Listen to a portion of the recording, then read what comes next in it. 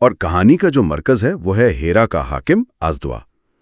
اس کی ذہنی حالت سے ہی اس پورے مارکے کا آغاز ہوتا ہے۔ جی، اور جو روایتیں اس واقعے کو بیان کرتی ہیں وہ آزدوا کی مایوسی کو بہت بہت واضح طور پر دکھاتی ہیں۔ اس پر ایسی دہشت طاری تھی جیسے آسمان پھٹ گیا ہو اور زمین پاؤں کے نیچے سے کھسک گئی ہو۔ تو یہ صرف شکست کا خوف نہیں تھا؟ نہیں، یہ ایک وجودی بحران تھا، آپ کہہ سکتی ہیں۔ اس کے کندھوں پر ہیرا کی حفاظت تھی، اپنے بیٹے کا مستقبل تھا، اور فارسی سلطنت سے وفاداری کا بوجھ، اور یہ تینوں چیزیں اسے ایک ساتھ بکھرتی ہوئی نظر آ رہی تھیں۔ اور اس بکھرنے کی سب سے بڑی وجہ فارس کا اندرونی بحران تھا، ٹھیک ہے؟ شہنشاہ اردشیر کی موت۔ ہاں بالکل۔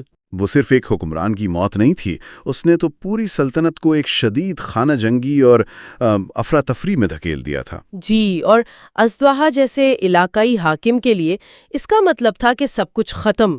اس کا سارا اختیار، اس کی حیثیت، وہ اردشیر کی دی ہوئی خود مختاری پر قائم تھی، یعنی ایک طرح کی اٹونومی تھی۔ وہ ہیرا میں ایک بادشاہ کی طرح حکومت کرتا تھا۔ بالکل، لیکن اردشیر کی موت اور اس کے بعد جو تخت کے لیے جنگ شروع ہوئی، اس نے اس کی سیاسی چھتری کو جیسے راتوں رات ہٹا دیا۔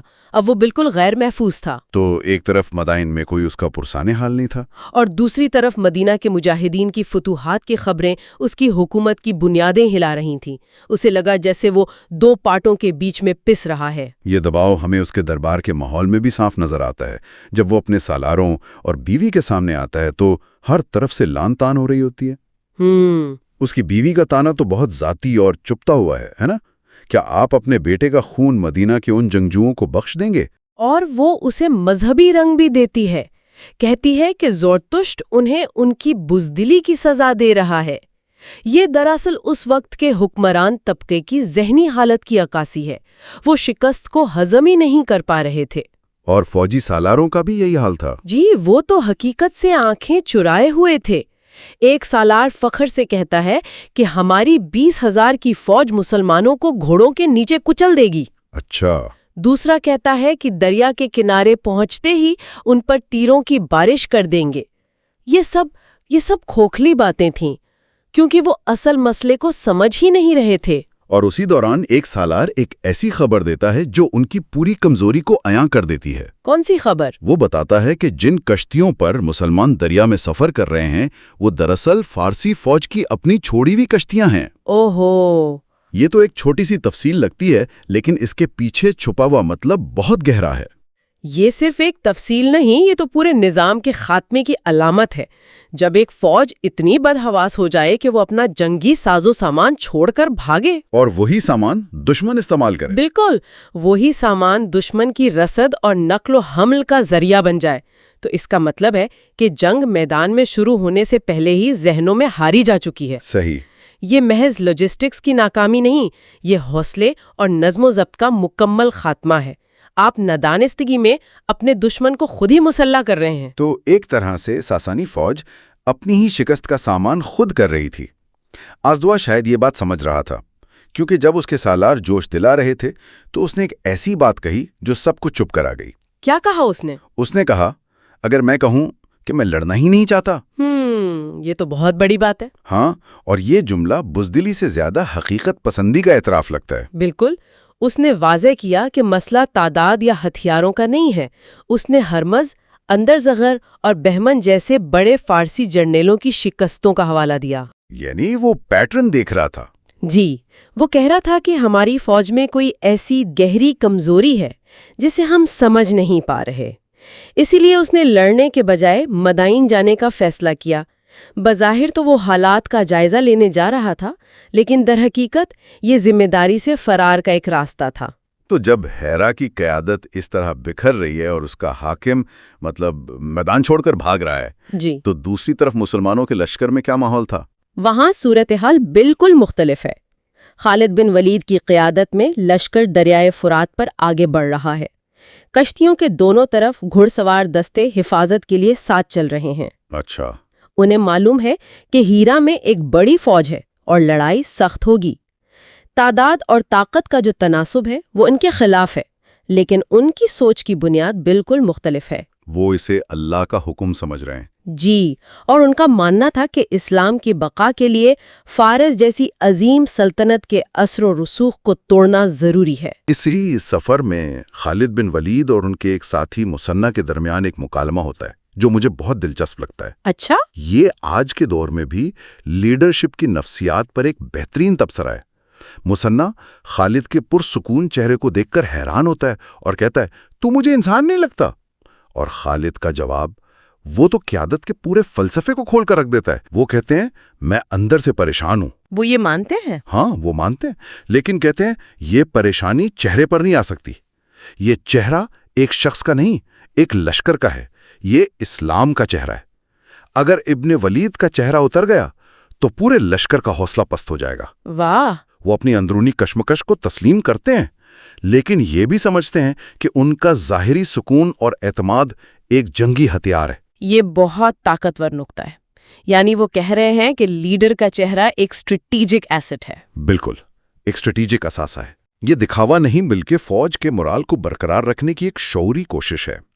وہ آگے یہ بھی واضح کرتے ہیں کہ ان کا مقصد ذاتی نہیں ہے۔ جی، وہ کہتے ہیں اگر میں بادشاہ بننے کے لیے لڑتا تو مجھے اپنی جان کی فکر ہوتی۔ میں تو اللہ کے حکم پر نکلا ہوں، وہ ہمارے ساتھ ہے۔ یہی وہ یقین تھا جو ان کی طاقت کا سرچشمہ تھا۔ بالکل۔ اس کے بعد وہ جنگی حکمت عملی بناتے ہیں۔ خالد زمین پر تلوار کی نوک سے ہیرا کا نقشہ کھینچتے ہیں اور فیصلہ کرتے ہیں کہ وہ شہر پر سامنے سے حملہ نہیں کریں گے، کیونکہ وہ ایک طرح کی خودکشی ہوتی۔ ہاں، دشمن دیواروں پر گھات لگا کر بیٹھا ہوتا۔ تو منصوبہ کیا تھا پھر؟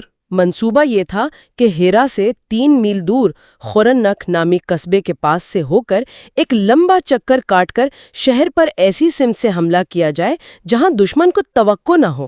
یہ تو ایک بہت ہی جرأت مندانہ اور خطرناک منصوبہ تھا، بہت خطرناک۔ اور خالد اپنے ساتھیوں کو صاف صاف بتا دیتے ہیں، میرے بھائیوں، یہ لڑائی خوفناک ہوگی۔ دشمن کی تعداد ہم سے کئی گنا زیادہ ہے۔ اور پھر وہ مرحلہ شروع ہوتا ہے جسے ہم خاموش مارچ کہہ سکتے ہیں۔ جی، 18,000 کا لشکر کشتیوں سے اترتا ہے اور انتہائی خاموشی سے پیش قدمی کرتا ہے۔ حکم تھا کہ کوئی جنگی نعرہ یا ترانہ نہیں گایا جائے گا۔ بالکل، راستہ بھی ویران جنگلوں سے چنا گیا جہاں عام طور پر کوئی مسافر نہیں گزرتا تھا۔ یہ ایک مکمل خفیہ آپریشن تھا۔ اسی دوران خورنک قصبے کی جانچ کے لیے ایک جاسوس دستہ بھیجا جاتا ہے۔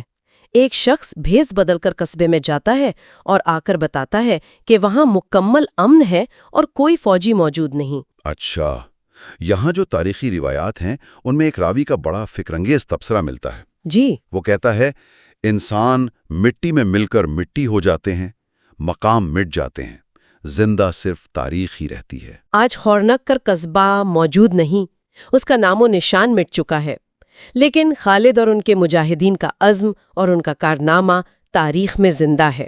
اور یہ تبصرہ اس بات پر بھی زور دیتا ہے کہ ان مجاہدین کا مقصد زمین پر قبضہ کرنا یا مال و دولت اکٹھا کرنا نہیں تھا۔ نہیں، ان کا مقصد ایک نظریے کی بقا تھا جس سے وہ کفر کے نظام کو ختم کرنا کہتے تھے، کیونکہ وہ اس سے اسلام کے لیے خطرہ سمجھتے تھے۔ صحیح۔ کچھ آگے جا کر ایک ٹیلے پر کھڑے ہو کر خالد اپنے لشکر سے ایک فیصلہ کن خطاب کرتے ہیں اور کہتے ہیں، آج تم ایک پہاڑ سے ٹکرانے جا رہے ہو، اور وہ سب سے فتح یا موت کا عہد لیتے ہیں۔ وہ ان کا حوصلہ اس یقین سے بڑھاتے ہیں کہ فتح تعداد اور ہتھیاروں سے نہیں بلکہ ایمان اور عزم سے ملتی ہے۔ یہ الفاظ اس لشکر کے لیے آخری تیاری تھے، اور اس کے بعد وہ ہیرا کی طرف بڑھتے ہیں ایک فیصلہ کن جنگ کی توقع میں۔ لیکن جب وہ ہیرا پہنچتے ہیں تو منظر ان کی تمام توقعات کے بالکل برعکس ہوتا ہے۔ کیا دیکھتے ہیں وہ؟ شہر کی دیواریں اور کرش خالی پڑے ہیں، ان پر ایک بھی سپاہی نہیں، اور شہر کے بڑے بڑے دروازے کھلے ہوئے ہیں۔ یہ تو کسی بھی فوجی کمانڈر کے لیے سب سے خوفناک منظر ہوگا۔ یقیناً خالد بن ولید کو فوراً دھوکے کا شبہ ہوا۔ انہیں عین التمر کا واقعہ یاد آیا۔ اچھا، جہاں دشمن نے اسی طرح شہر خالی کر کے گھات لگائی تھی؟ جی، اور مسلمانوں کو بھاری نقصان اٹھانا پڑا تھا۔ تو لشکر میں بحث چھڑ گئی کہ کیا کیا جائے۔ شہر میں داخل ہونا ایک بہت بڑا خطرہ تھا، لیکن باہر انتظار کرنا بھی کوئی حل نہیں تھا۔ پھر کیا فیصلہ ہوا؟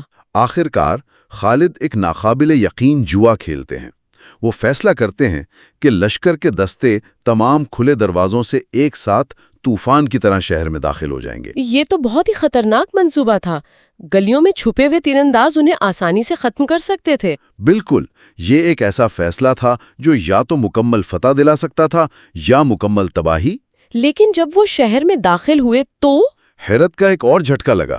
وہ کیا؟ شہر کے لوگ نہ تو بھاگ رہے تھے نہ چھپ رہے تھے، وہ اپنے گھروں سے باہر نکل کر اور چھتوں پر چڑھ کر مسلمانوں کے لشکر کو خاموشی سے دیکھ رہے تھے۔